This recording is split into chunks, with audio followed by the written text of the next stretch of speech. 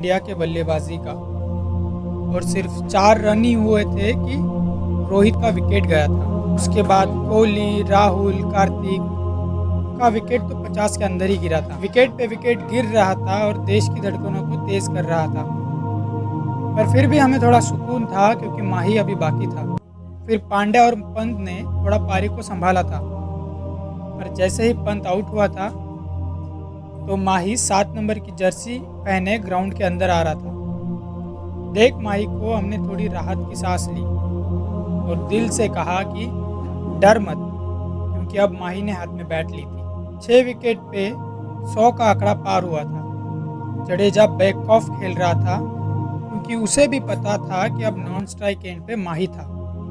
माही बस एक एक रन ले रहा था क्योंकि उसे भी पता था कि देश के उम्मीदों का भार उसके कंधे पर था। हमने कभी वॉरियर को लड़ते हुए नहीं देखा था, वो बस किताबों और कहानियों में पढ़ा था। पर सच कहूँ, जब वर्ल्ड कप में माही को अकेला देश के लिए खेलते हुए देखा था तो हमें भी लगा कि हमने वॉरियर को लड़ते हुए देखा था। 215 रन पूरे हुए थे। हमें जीत के लिए सिर्फ 10 बॉल में 25 रन चाहिए थे और माही को पता था कि हर एक बॉल पे रन लेना कितना ज़रूरी था। माही ने 48वें ओवर के तीसरी बॉल को मारकर तेजी से दौड़कर पहला रन पूरा किया था। दूसरे रन के लिए माही जी जान से दौड़ रहा था, पर कुछ दूरी के फासले ने माही को आउट किया था।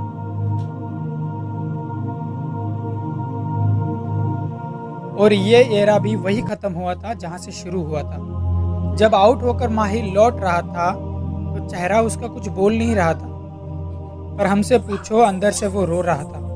पर सच कहे तो उस दिन हमने वर्ल्ड कप नहीं हारा था। जब माही की रिटायरमेंट की खबर सुनी तो लगा कि हाँ, आज हमने वर्ल्ड चैंपियन हारा था। शायद देश को और भी खिलाड़ी मिलेंगे, पर माही जैसा दूसरा नहीं हो पाएगा।